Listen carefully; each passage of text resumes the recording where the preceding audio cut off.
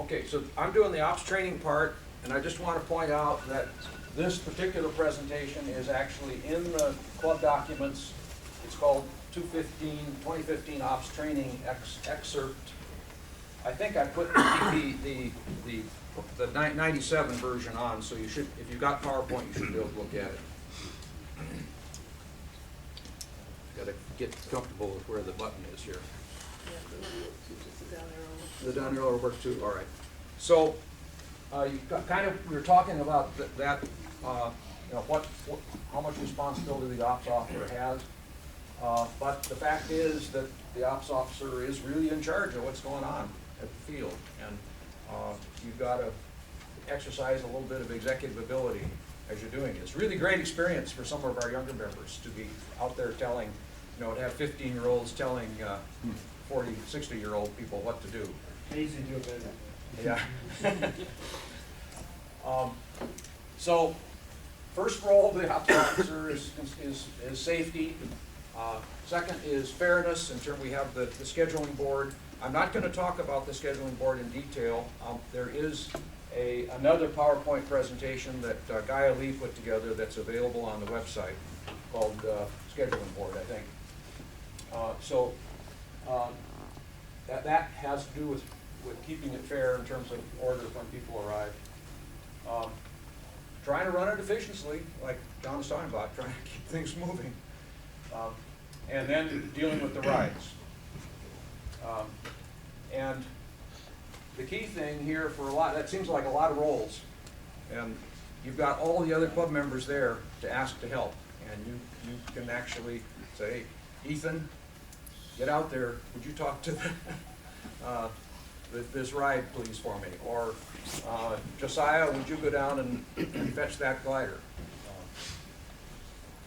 Communications? Hey, George, Yeah. just a comment on that. The biggest mistake I see, especially new people make, is they think they have to do it all. Yeah, do it all themselves. You're in charge of the operation, Right. delegate. We're all there to help. So I'm going to run through some of these. So I think we already covered that one.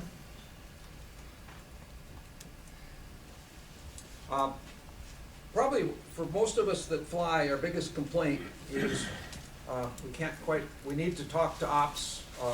We want to make sure he knows that we're coming in the wrong direction, and the ops officer doesn't respond. And you really need to be sensitive. Your ears tuned that when somebody calls North Plains Ops or North Plains Ground, they're talking to you. This year, we've got lithium-ion batteries now in all 6 of the handheld radios, so they should operate nicely. And it's really, I see a lot of ops officers. I mean, there's enough radios. Put one on your belt. Carry it with you. Put one out at the ops cart so that the wing runner can have access to one. And you know, just tell people to do stuff. And the handbook, is the wing runner required to have a radio I don't think we've actually passed. on the person? Yeah, we have. We I have. thought we Yeah. had. Wing runners, you don't run wing without wearing a radio. If you see something go awry, where are you going to run to grab a radio to tell them? It's a heck of a lot easier if it's on your body. But I thought that we put the radio on a cart there. It's Yeah. pretty loud, so it's within earshot. Yeah, but if you see something going wrong on takeoff, you want to run to the cart, or would you rather reach to your shoulder and talk to the guy? We'll cover that under wing runners too. Okay. Okay. Just make sure you put it back. So this is kind of a detailed slide, but you know, it's really a good idea to start. We have, as you're all aware, we have this ops handbook that we update every year with everything, pretty much everything you need to know. A checklist on the front for opening the field and a checklist for closing the field. And it's a good idea if you're doing ops. It's available on the website in club documents and manuals. And review it the night before. It's really nice if you can go online in the morning and pick up the terminal area forecast for Hillsborough. or even go on, click on the North Plains RASP that Kaz has put together that'll be live shortly. Kaz, is it running It's running on my site. on your And, site? yes, Okay. that's, When will the Amazon one be up? Maybe when I come back, so 27th of that. Okay, by the end of the month. All right. And so then, the rest of it is really following the checklists. And, you know, remember to call the tower, it's part of it. You're really in charge of scheduling things. You need to be aware that members have priority from 12:30 to 2, and so you need to alert if you've got a lot of people lined up for rides, that there may be a delay. I think I'll talk about that a little later, but basically, on a typical busy day with good soaring, where you have a lot of members showing up, you know, we probably can do 25 to 35 tows in a day. And the rule is that every third flight can be an intro.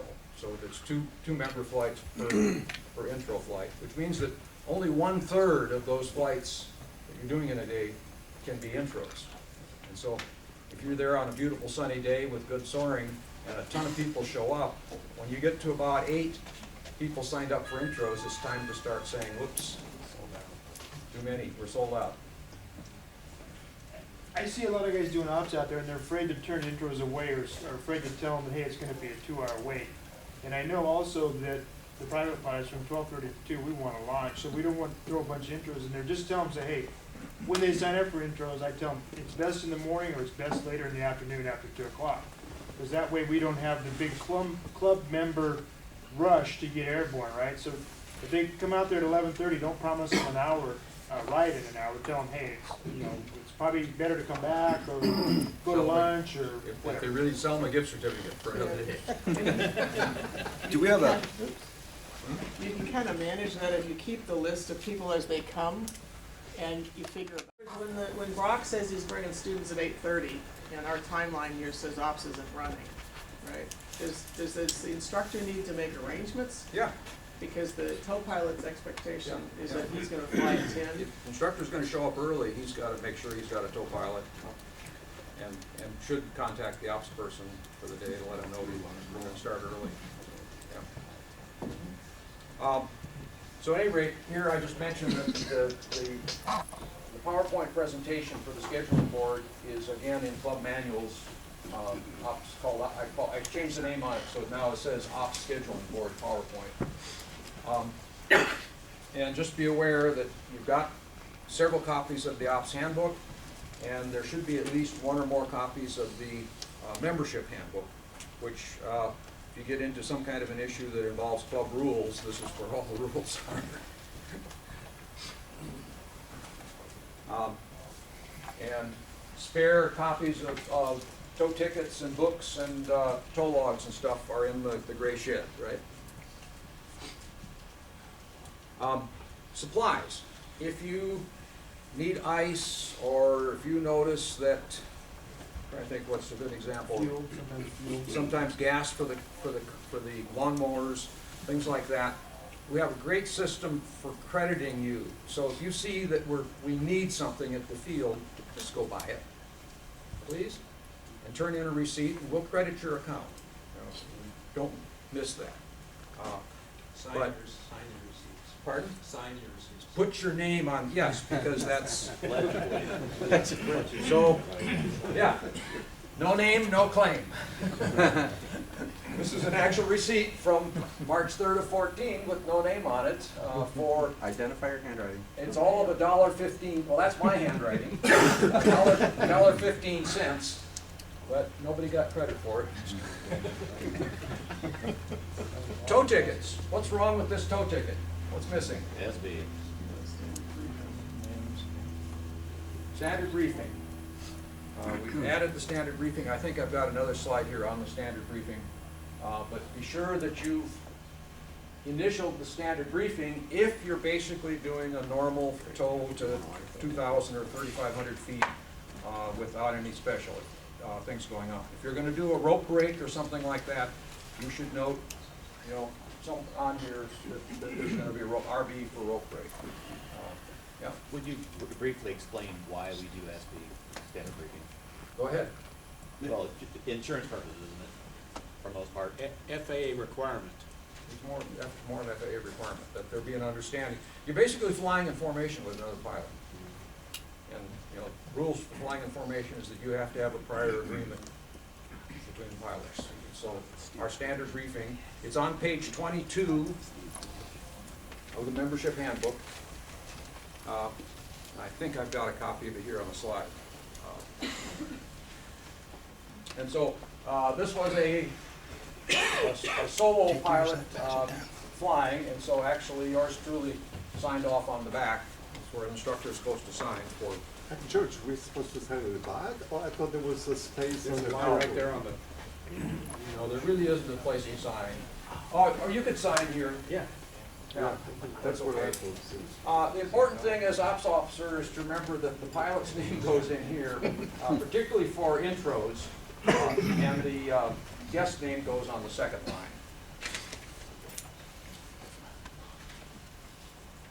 Hey, George, can you explain that sign off, because the instructor sign off. Instructor can be in the air to observe, to The supervise. instructor needs to be present for the takeoff.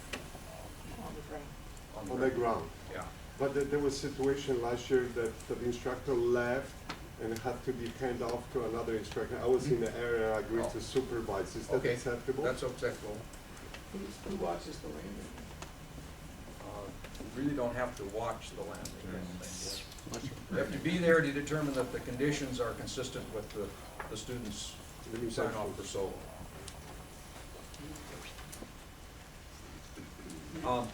Got tow plane logs. You normally don't leave these, you have to deal with these too much, but just for the sake of the people who do the data entry, like our tow pilots in the room, to look at this and think about, can you read that?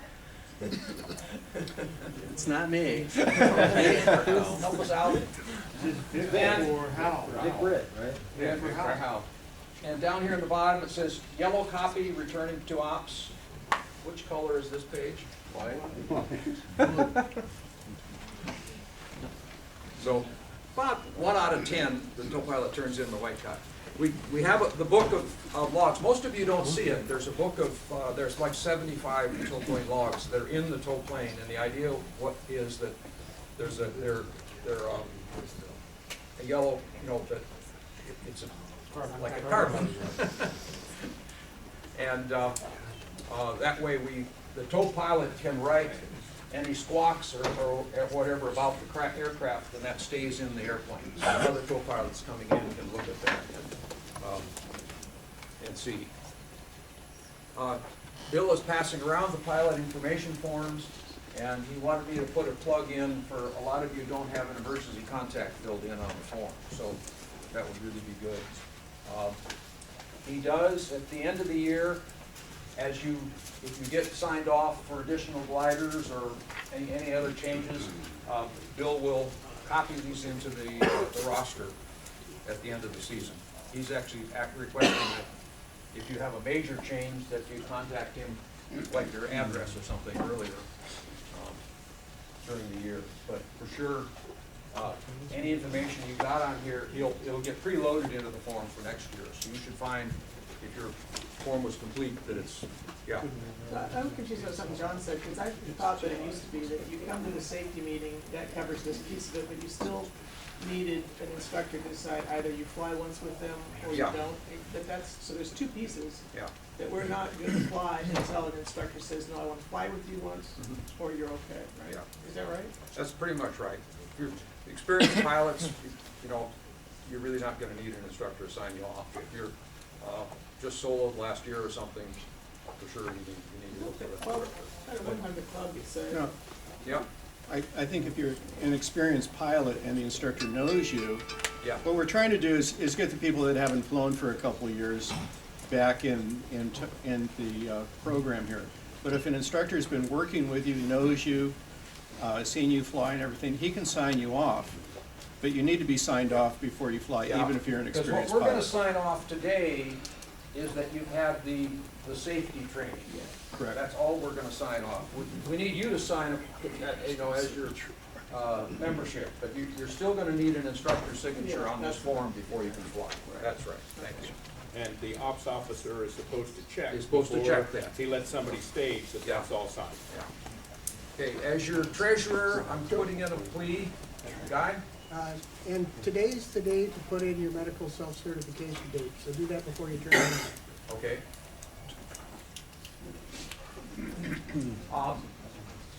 What I want to put in a plea for is everybody starts writing things down and makes mistakes. I just dealt with the FAA, we were registering a glider, and the FAA rule is if you need to make a change, write a single line through it, and then write what you want above or below it. And look at how clear that is. Here's an example of what we get. And if you start writing on top, you wrote the wrong number, like on a credit, you know, and you start writing over it, it can be impossible to figure out what you meant. If you would just draw a line through it, put the number there, absolutely no question. I did this just by accident, and it really amazed me. I mean, how simple that is. Most important thing, in addition to getting the credit card and the expiration date right on the form, is a phone number to reach the person. Have mercy on us if you get some crazy difficult, you can tell if you're writing down an odd name, you know, that's in Polish or Japanese.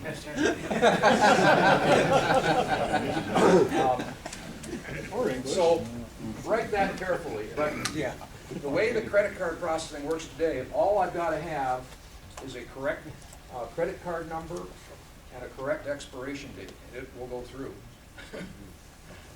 It's pretty remarkable. Our hit rate on these credit card forms is almost 99%. I only get one or two, you know, a month that I have to call where it's written wrong, and one every other year that actually bounces. So, you know, we talk about, I've got a little swiper out there that you can plug into your smartphone. It's almost more trouble. It's so much easier to do the form. A couple other things that are in the book that you need to be aware of. There's a form for a safety incident, and this involves things such as somebody blasting through the stop line on the runway, a land out in the cornfield next door, anything that might consider as an ops officer to have been something that was jeopardizing the safety of the field. So we have the form, we're reporting that. If there is some kind of a safety incident, you should try to get at least one or two witnesses to fill them out and turn them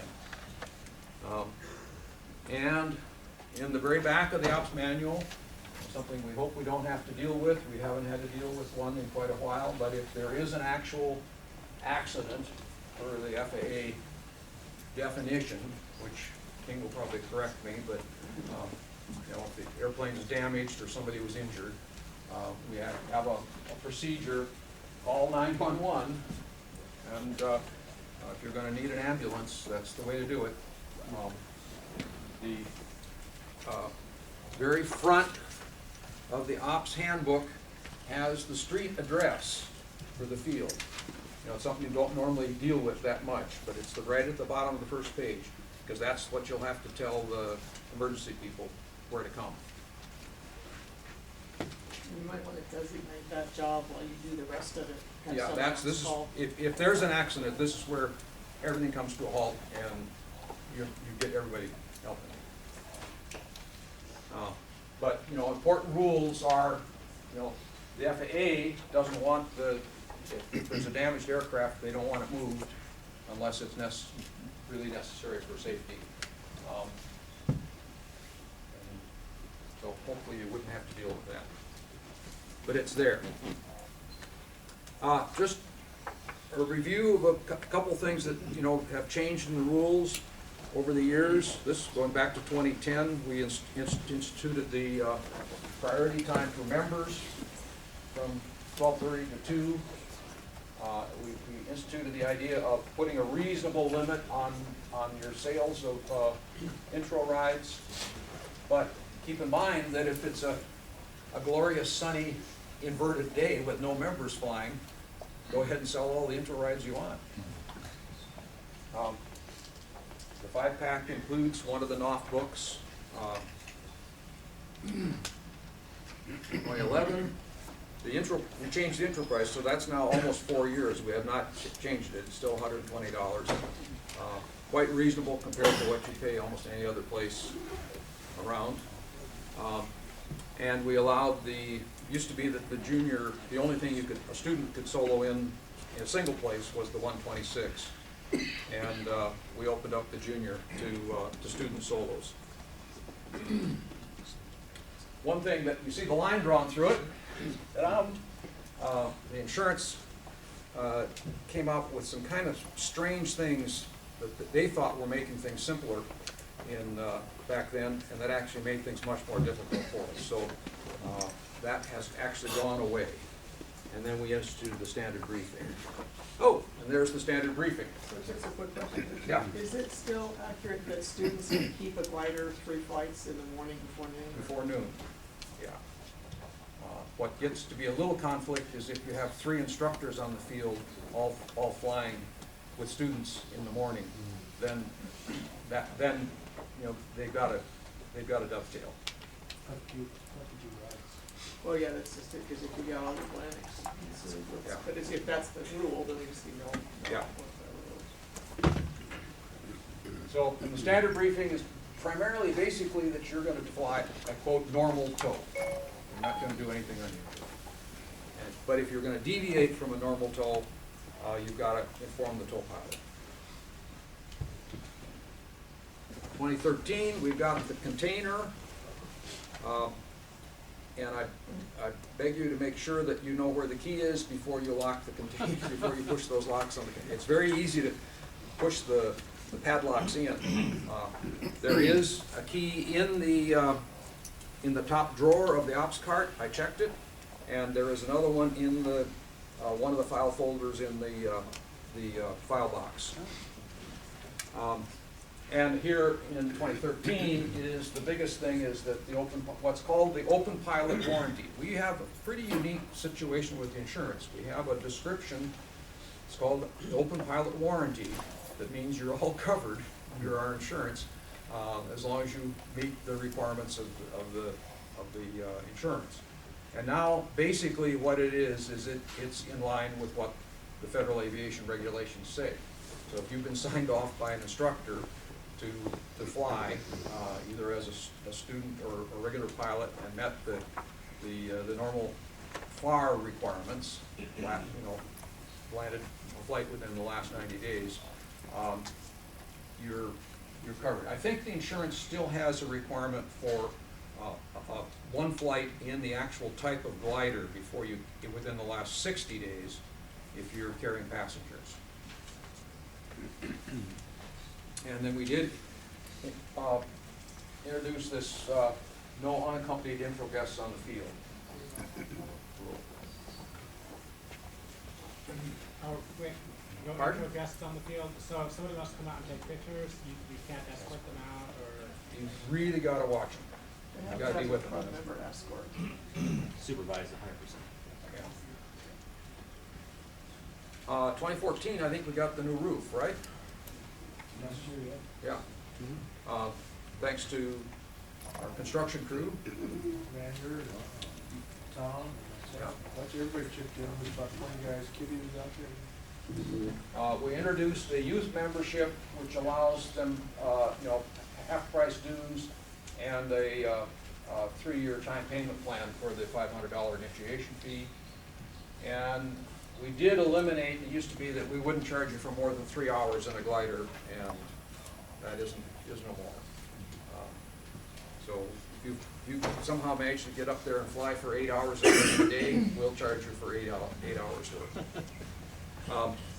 And the other thing we introduced is what I call the reverse field procedures. Dot, that's our next speaker. But the primary thing to remember, I think that main change, having explored the reverse field procedures a couple times last season, is that if you're in a situation where you're going to reverse the field, either landing to the east, everybody, or everybody taking off to the west, you have to stop the intro rise. That's tough to do, but in 2015, basically, you have to do your op sign up before you can fly. One thing we haven't talked about too much, but the insurance came up, and Costello actually discovered this. We don't use Costello. We go through our own, but we went ahead and for $500 the club was able to buy coverage for our instructors flying. So that's a little bit of a benny for the instructors. It covers you as long as you're doing something that is WVSC related.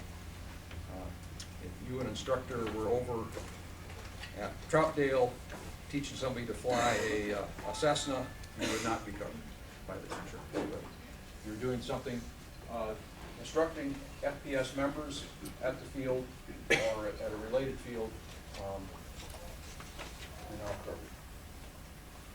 And we're going to, as instructors, we're going to make sure all of our students do at least one ops day with another member so that they kind of get the hang of doing the ops.